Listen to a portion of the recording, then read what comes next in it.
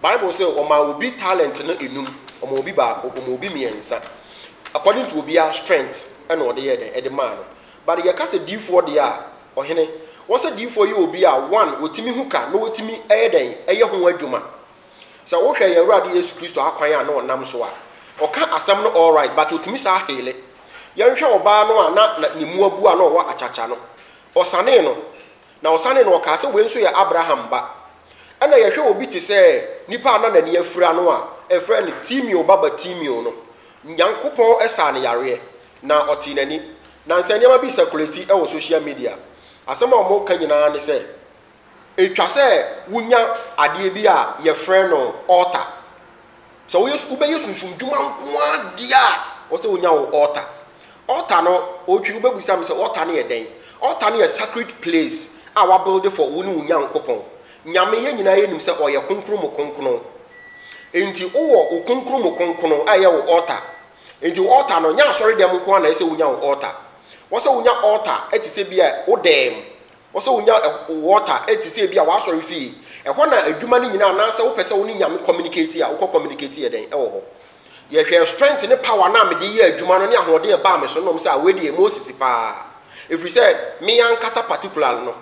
me de achinyefo e na ma me tu kwan ko e ho no mo mekoya hwehwemu bebrebe nyese me nro no ananse me be ya yaresa dom nko a enti na ma me tu kwan ko Israel ho mebusa awurade se ma me hu wo pese me no nante wo ye hwan ya ana woni enti woni sofo bi nante abo ho mpae ba hwe yie e na wo nyame bi kire wo dayem ana nsuade hunu efri se Bible say enakrokro mu na me ne me ma e kasa nyame be ka difo no ho asema kire wo nam enakrokro no ye daye ana vision ana nsuade hunu nti se wo hu bibi se difo no nyame ayi no ho asema kire wo se dwane free difo na se a na unless we behu sa na je se wa bon ho mpae se e black no use ana white na wo ye den wo use but so na se still continue now shana because of problem I will facing here hwasem no Jeremiah 5 verse 31 o say adifo na mo no akokoso hye e ka wo kokoso asem na ono na mo ho aso e den e hye nkom awurade enkan da bi otwi na eden ye nya nkopon 100% a for die bi ani ne ho o so ono okum a woni awu okay ono na ekum e na omo obi nya nkwa no mo obi di yie no mo obi di hia the business no wanya de bibia in the name of God no nko ade eta kire no twase ade ne ye perfect ye den e ma wo enti so ohene bi bedi ade na nyame nsa nim kura na ensi ni yie wo se nha ho wo na anibonefo wo makwa esi wo mu yie ho enti so mo politician ni ade wo makwa esi wo mu yie a wo de men ha ho ne mo tokoso aye kakra na wo nsa so mu no a awurade be fam aye den ahira wo dan say wo be relaxing. So many people in Ghana and Christians are relaxing just because of say politician no emboa no. But man fa no nche utirim. Nyame obehira o pebibi agina so ayeden. Ahira wo. Ye hwe oba kunafo na odi America ko Elia ho no. O se miwura eti asel no edifo. Owuye no oja yeka. Oja yeka no kafo no so abai ba be fa me ba ko sika na no. Wo se oba de na wo. Wo se o me wo enwu hina ba ko pe. Wo se oba ene kofa nwu hina no. Fa ko wo dem to no oba no kunum. Eye den ti no ogina enwu no so ene ma oba no ye nhira. Ampa ono so ye twa ne tibi. Na woni mystery bi e ho. Me se me number no e 0245 411 335 Prophet Moses. Me bie mystery bi so a chew. De ntia me se wo ye boni bia obenya ho akatua wasase so ansa wawu.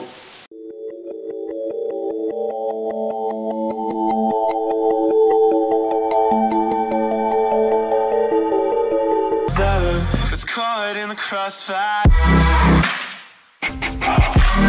but asipi ene ya bon komo pa da be na we Bible teachings oh that way yes we teachings I be a obi pese be a broaden the knowledge about the Bible and that's the word of God obi tinya ba ho baby onya I be bisa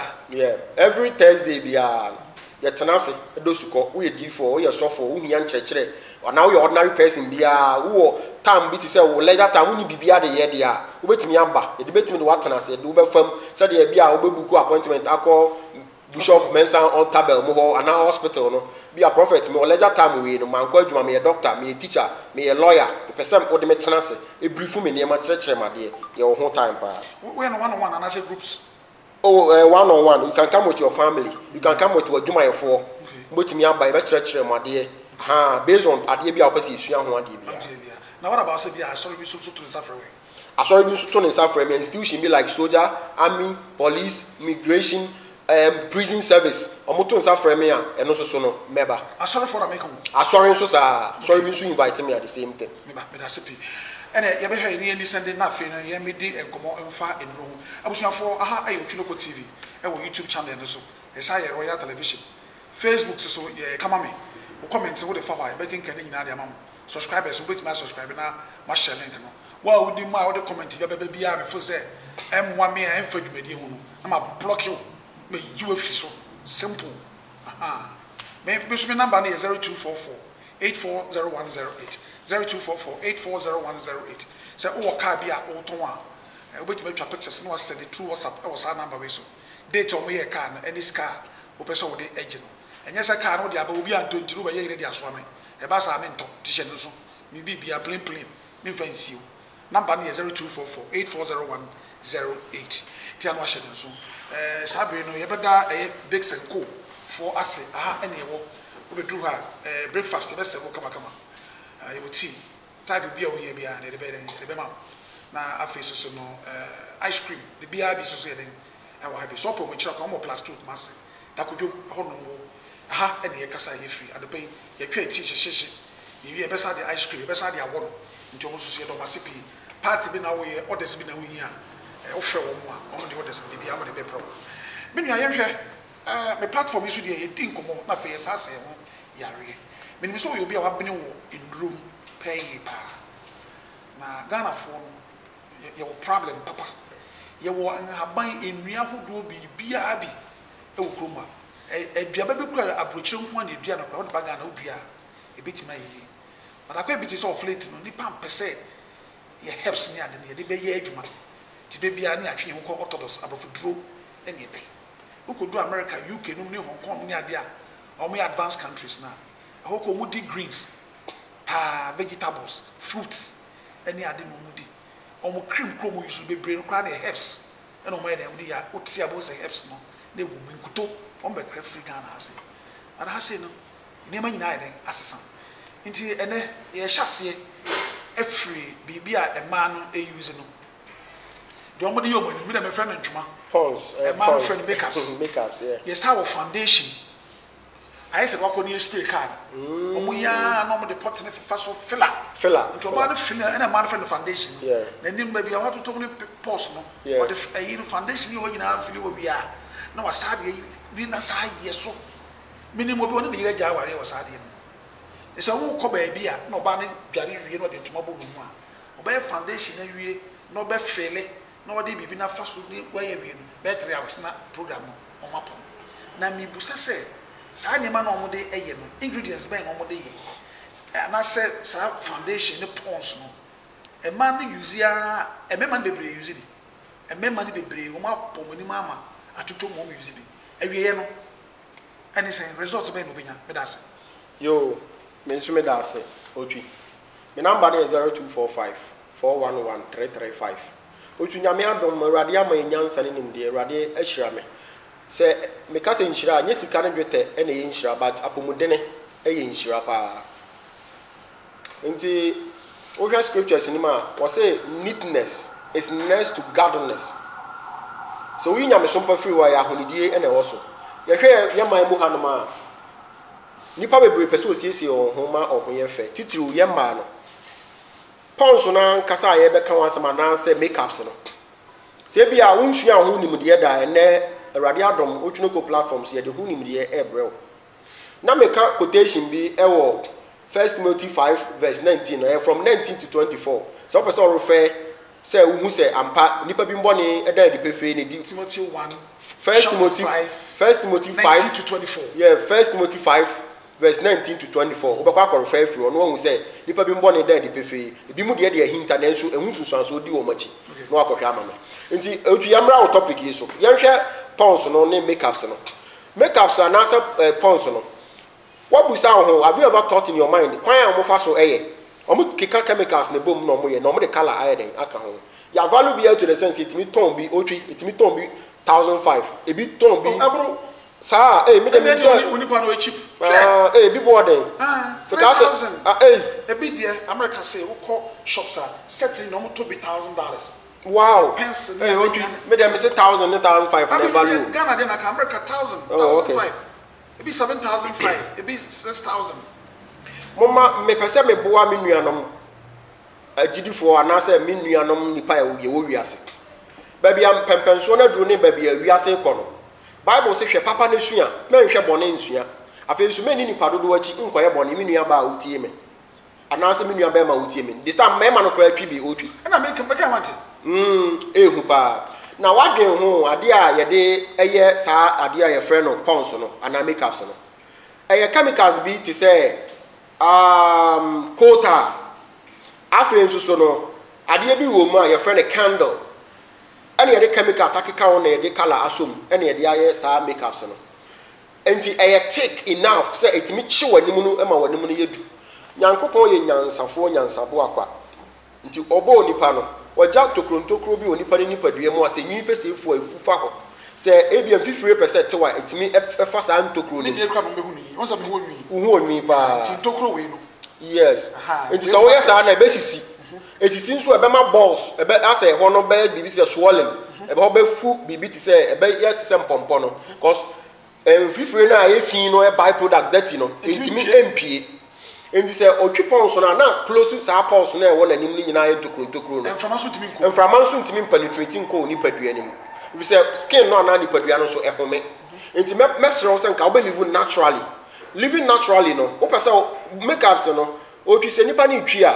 otwi makeups na mi busa say e de enti na wo twi ama no ho ayeden ayefe enti ahofe na wo pede a enka mesro say the fruit oh ebo ade nyansem no sa fruit no besiesie o hwe say prophet Moses mete ya obo say e bia fine me body after all my hwe me ho so ye kakra but me sorry midnight aye susum nyuma but yes still my team anya me body kakra all in all did ye keke me mfa de bia apply body no just that but we apply bibia mpacha onim di aba ko online ko search the ingredient no ade e de ye pons no kwa ko read but wo fa de na na ko na okay wonim the most annoying aspect ye nuanom ma ne ye nuama ma mo akwa knowledge bi ma we university bi ma we tertiary school omu nim kan nim twere but omu ntimi nkan ade bia ne ehun sunsuanso omu mpe ne kan no o te da se abra no ma no kra so no akotobi o sa pene de ne boarding se be ya ebetumi ayeden aboa ne ehun se ono nso na wo ho but o twi hwe pons na ye ka no kele ni papa no wonder say bedu 5 years 10 years ahead of us ye nya natural women on earth biem ya mani nyina titiru a Christopher ma so for ma menom Africans no o ma Jamaicans na tum prekopa omo ye obia ye bi but what do you sunso bedu mre bi no na o skin no unya no se de isitie obi o wa no ye sa eyelashes no nyame nanim nyansa nti a so wani no bibi beto so etimi bo pe at once na ayeden akata into peoples na e wo so no ase de ne soro de ni nyina no e protect nipa ni from harm but obo wa behwe no ayi ni nyina afiri ho no no agya na ne brankly enche no wani afira ena nyame so nim se de nti a wo ma ade ne ye light but wo de na wo de ahye no eyelashes na people na wo de ahye no wo de na edin dodo enya friends bo igina so twe enti wo stita ma delay sa de bi person ye wa delay so enti ye cap you know bibi ti say makeups no ho asem for a whole one ingredients no ye harmful e manipa e betima ma cancer odi ye ni nyina no na nipa dua no wani mu no umenya no saade na sitie gone are the days no enti wo behu obi ono ma after makeups no wa ye nyina no at the end of the day na nanimu no atwentwom wrinkles yes now a barbewa by force 35 years 38 years 40 years going ubo say one year 35 years no workers when 75 and I do okoda kra you so obey makeups na otwe wo hwede ehu pa omutimi twi makeups na atwi omachi nyina atwi omo enufu ntem esa atwi omo skin no eso eho enya omo facial nko a e dangerous to say wo de beko nufu because nufu no nyame bo se kasa enim oil nko a ena nam ene oil nti wo ya sa nyina no na product na ade na ede ye ingredients no na enya nsunsuanso o nufu no so enche no onya cancer so enti no ekuro betima to skin na wo be ya enko cause wo ye nyina no na epopo skin no na esisi ntokro na ewo wani mudua ni mu no na be change wo facial no wonu say we a wo kan say no apart from say be on be use sa powder na ne that quite some milk form na on the foundation ya no almost sa wo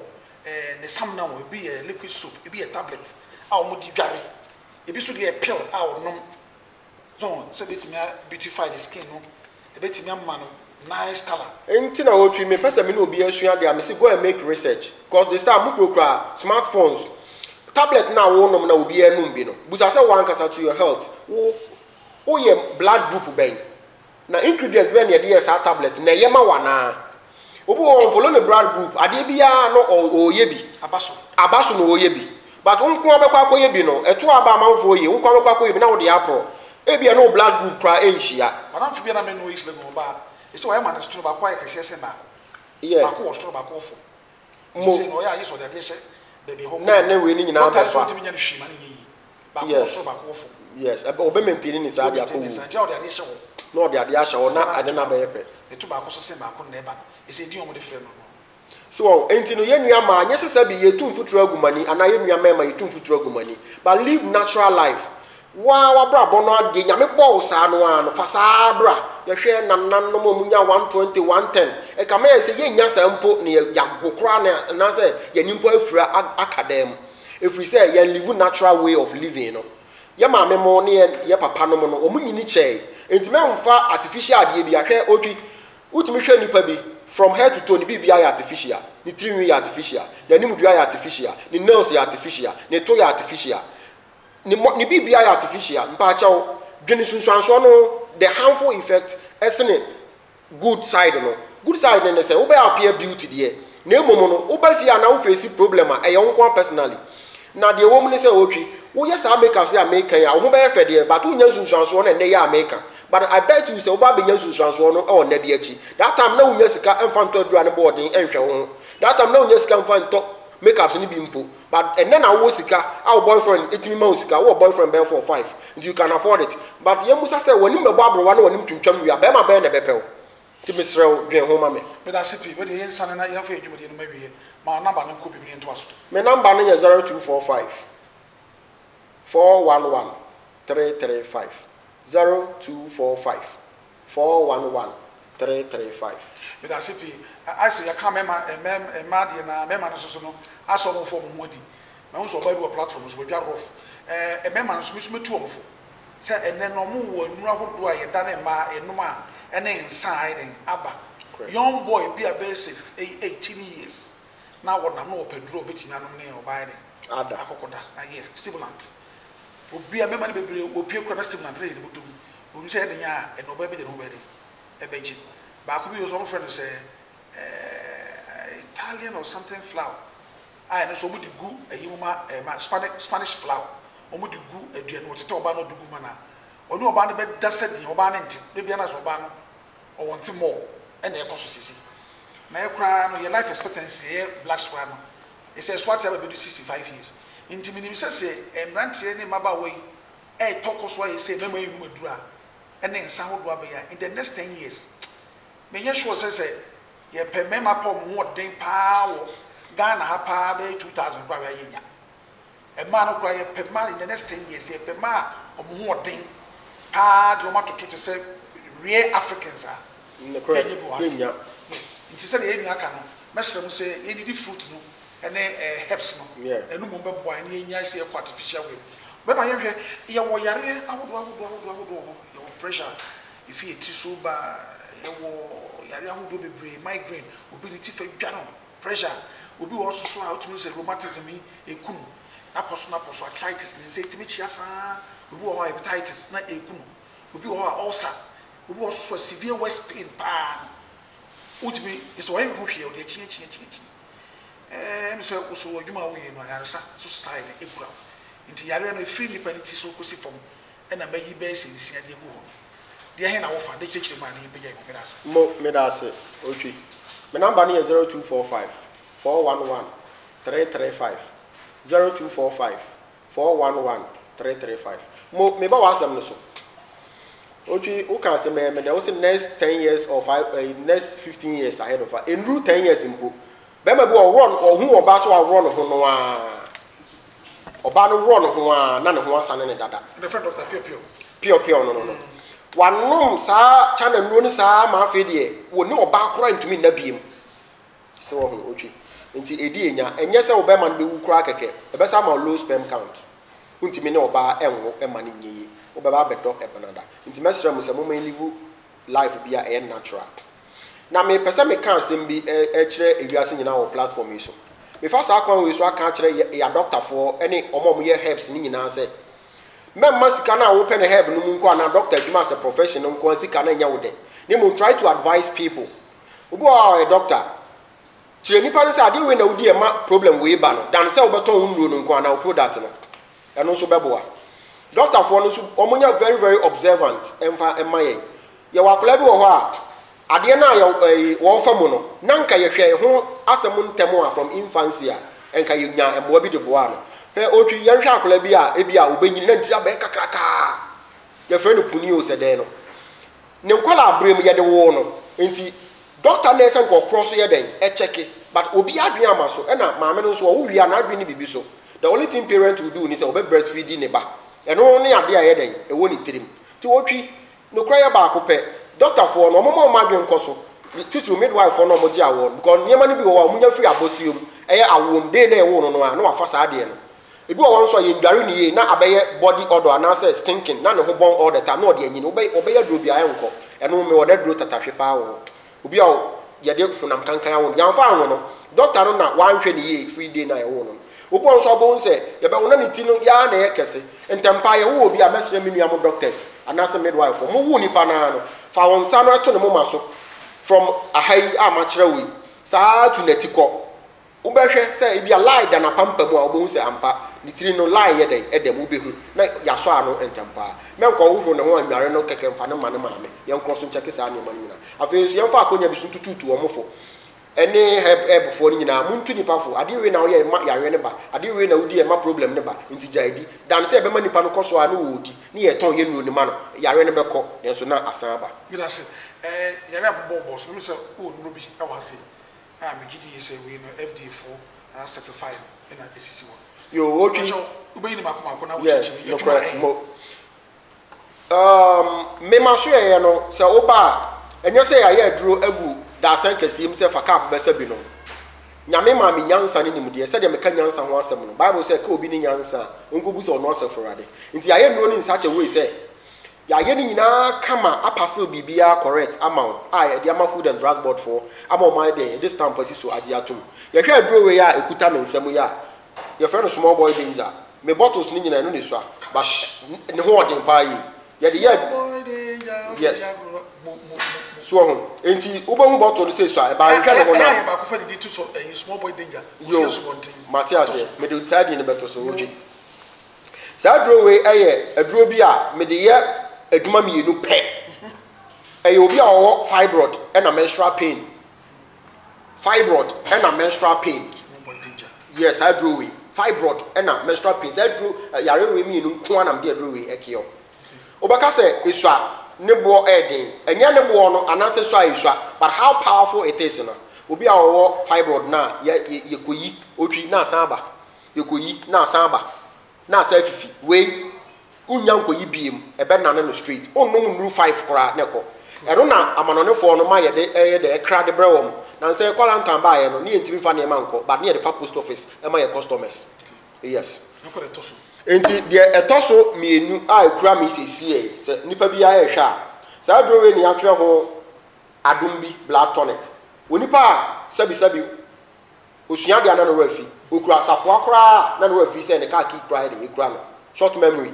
esi anano rafi asam wo ba osua de a wonhunu wa maame ana papa na nkasa ade ekuta akora na wo rafi hu na obusa da bia wo no adwuma yefo ko sa de ne twasa tu otwa otwi na woni made aye hu nyame ama me nyansa pa ewo ya ade bia obi anko seche ewo benefit me matwe ewo emu anuane nuro ena me matwe enuane nuro bi wo bibi ti se apple pineapple orange ene grapes mu ahoden ena me de fa mfidiem aye sa nuro we enti yehwe benefit of honey na ma yes ade ma we nyina manam say blood tonic akola no panyin no do ma ne banufo no ma duro de ma ne agi bum kra ne say obi atimi no nduro ni bi e ma problem a wo so nyina eden eko good and I hear you me fa saa aduro we ya wo hu ya be ma bi aso ne sisi na e aduro nwanwaso a wo ba ma so ya wo nsa be ka bi ba bi a wo bia nso wo Ghana ha and across the world betu ma wo nsa ka bi yes post office and answer be bia person de fama wo Ghana ha e betimi de bia ma bus na de aiden ye de abro enti me number no e 0245 411 335 sa do we otwi ade etimi ye pa e parts koko a e stubborn e den oni bibia ye hu otwi koko ni bitimi fifiri obi to be se me koko motisi no okotwa doctor fo twetwam na asaba okọ toilet na apra moja obekọ toilet no so no na toilet no so nyina asai ebi obi didi a wonfa ncheme koko e stubborn no strong parts pa no wonsaka sa draw we bia eno ano no ekọ sa draw we no eye co-bitters capsules and eye ensuo obenom eye ensuo a wonom wo ma wo banu fo abetima no enchiri bibia manuro enchiri bibia obi ya timi nom akola nom pani nom de hia so wanya bi akola koko timi ha no pani koko timi ha no na stomach pains na menstrual pain pa no oba ma so ya obetima nya se aduro ni bi anasa obi a hernia e haw anasa hypertension e wo so ya ma so aduro ya no ano no wawie o tumi fa ma aduro etwa to okra sa aduro yi no ya de garlic na ayi e de ni ma garlic no for the natural way down the get my life no burning sensation garlic mo ne akikaduro mus nyina no u use asusu use obi o te da sa bra otwi na o ma no kora so o te sa garlic sa yare na obo so okọ ba na ya te egu no su bebre obo so wa na o na so dwa obo ka se ya to adu nya edu to na o na so hyehyew too much ani akikaduro ne garlic no atwi ne mo na o use yenya ne sa yen use no kakra bi obi de sa so ewu yin aso do zabet ne akaduro no aha obi o a oji ya na onim se ye ka se akaduro sa yare pe no di America akaduro ye powerful no no o use no enka jankoban fo nko mo nyare se onu bia akaduro yes me abizu ne masa tobo nya sa wan hwe a obenya burning sensation wo ho a na wo na mo hyehyew wo ho a na wo na so dwa ni nyina nya edutuo excessive eating of sad yama na no ocean spices no enti ano na ye de nyansa e de nuro ahodo aka si ani de garlic na ka ho e de ye aduro nwanwaso a etu wo hypertension no asekra ni stomach ulcer e stubborn yare a aduane bi wo a e wa kon no so ntimi ni bi efri se aduane to ye funu ma na wo ye funu kekaw na ya na ho mete bi wa nom sasa ma wo ye matwakuro aduane to ye mkura na wo ye edwa susu di anka so bebre abra wo ni di ye because e kura gastric acid nti nipa bi a wo rheumatism stomach pain and answer wo ulcer pa no aduro we a de garlic aye no wo frɛ me pɛ daddy me nya wo garlic aduro ni bi a itimi sa ulcer no a ye be ma obi ana menstrual pain no a ye be ma obi me number no ye 0245 411 335 0245 411 335 good fa na wo me okumase oduom angoma so high tension on the way to Ejoso. O frame number na ye be kire na waba. Number na 0245 411 335. Na enroi no so bi pebi atu atoma ye obabi e de egu ana honko na benyebe. Otwe e no kra nipa bebre frame se won peso mo ton bi but enam se tumi di adu na chinti no ye ma obi a bi se won koton ade se oba ma so ye nko a na ye di bi nsuma ye nkola no ekọ baby obi pebi to your destination so what takrade Techimai, Takwa, Sunai, Brekum, all across Ghana, any baby, at the coast station, and near the number account be near push the amount. Don't be a here be. Apart from that, the Unya be Bia or Ghana, cause to me as I ADHD. Not just a beer, Obi who's a bit to do a car, for car, and you know, or mine this year, yeah, some of them mine this year, but your young Kupon can break good doing crying. A dream, me, and maybe the fees right away. The patch was well, we hear you. So, Mamma Henry says, Mamma and son. With the man will be Antobia, Pacho, and Messi anymore. Pacho, Abba, my Henderson, Mamma 10 was enough for Ghana for a party. Obi who be sad, and you were to be a young Madrid and Tony came, I just am sure a mission house on, and I'll be nebi. For Fremen Shua, no intimate my, be unquite before swap package at the abroad. Wonderful. See a cat and then come more ye dinner near dream near above 4 seminar. Ye pay a quanquet assembly and other man. Take one message. Okay, one message I can say. My number is 0245 411 335. Prophet Moses. I made that as a friend great wisdom. and power embassy. You can great wisdom there where knowledge is found. Medi nimdeɛ ne nyansa na ayɛ bibia nyame de maa me no mayɛ cream no na mayɛ aduru a nipa betumi anom na problem bi asolve otwe obi onom sesi ameka sɛ wabubu anasa ne ba yawo no wɔsɛ nka adum pempen so otimi nante wontimi nante obi o wana mpompo na ebo no waya enko pompo bone ebo no na ekɔ na aba ebo no na ekɔ no aba ye bɛkɔ sunsuma hu de ma mpompo no bɔ ana yare we haw de wi a na ma sa cream we na ya to din obo the white stone. Okay, in Revelation 2 verse 17. Was this a mujimi radidi? Na mo ye mapedi a mema mo obo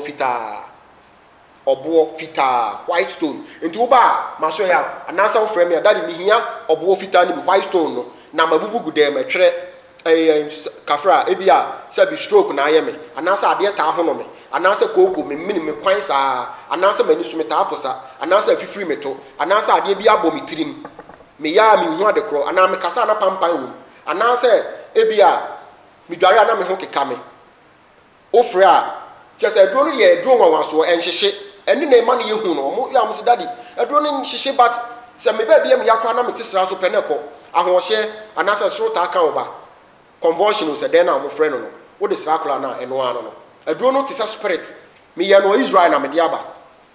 ana ma adopt knowledge na o mo de yes aduro no no ma kyerɛ me ma fa ntiam no ma kyerɛ me na me de aba Ghana ha me ye bi wa ha e de na wo face me nyima de kura ye bi aye ha wo ye funu ta adua wo ti bi di ano ano no aye se bi ya first tinkalo no ane wo ho no o ka bi wi ana wo ti bi pompon na ebo o ka bi wi na se bi a wo de bi yeso pe ekọ sa na aduro we ti ye duro nwanwaso wo ba bi egu ade ye ekọ ebia wani so na ewisi wo de bi yeso anekọ wo kata wani na na de aye wani na chi no ekọ no ade bi na ehun de yeso anekọ nti wo twi de me ka kire wo wabusua ne Ghana man ni wiase nyina ne se bibia no awrade mfa ho tumi ma onipa obo onipa wi no so de asase su tumi nyina ahye onipa nsa ye ni bibia so nti tumi awrade de amaye no e wo Matthew 10 no wo so ma ofre asuafo no osoma wo mienu e na o ma wo na honhom fin su tumi e na o sa ka kire so o mo nkosa yare enka ho nti mi nuanu asofo mo ma o mo kura yare sa dom ne kwan nye ntimi nya adwuma no because nipa bi mu gumpokire mo twhwa ade o so obi wo deaf and dumb na se si e wo ka nyame asema kire na bere no watie o ye deaf and was higher down. Untimi kanyamia stem china. I just understand yare ansana. What me aye de? What kanyamia stem china? Me am hypocrite. Enya wo failed, enya wo failed. Enya wo de enya yare sa, enya wo de no. And condemn wo mom cry yare sa dom no. O treat my way. Bishop Dase, my number no for the last time. My number no 0245 411 335. 0245 411 335. Ya to adu abra. Ya ba odu abra. Tumi bi kuta wo mpe. Wakoji sikadru wo mpe. Daddy, makoji sikadru but edi mi nya mempe me ye bosom okot me afede ye mempe ye be kire wade a wo be ye na ade na atima free so daddy me ye bayifo afede ma reason free witchcrafting frame me as a prophet me boa wo ama baye no wa free mu krakra but I just say give you self up say I've surrender rather am before you for wako aso jeme ansan ye tima masa tumi no afiri so me da sipi abusa for ha Royal TV esa YouTube TV or YouTube channel so me da sipi say sabre what's na na wahwe ni atwetwe enkomo make a choice say we first or second episode na very soon be say the third episode aba teachings no they say Bible nyame adom Bible all over so to make in kind out to meet from one there and I will be making kind and e dia chew ye ma me npi wo man ko school but nyame adom bo so to meet in kind twi Bible it also so edru so Bible no ma obi enread every no your own leisure time bit match Bible how I dey working kind ya mo so ya frame ya babo e shana ba so a but ensem ni na ase we did what you know and Father Teresa obetimi ache life e wo Agenkwa FM e 101.9 e be say share da for me number person o me twetwe nkomo no e 0244 840108 0244 840108 obetimi so wo ka bi ho a wo ton a e wo habo ana se wo bruche na be so ship ba obetimi the pictures na man na ye negotiations e je ho a ye no aka ho ebo yi akrom de ye ka ni na no betimi e de aba me da se da foforo e be san share Christ as we enka obi bia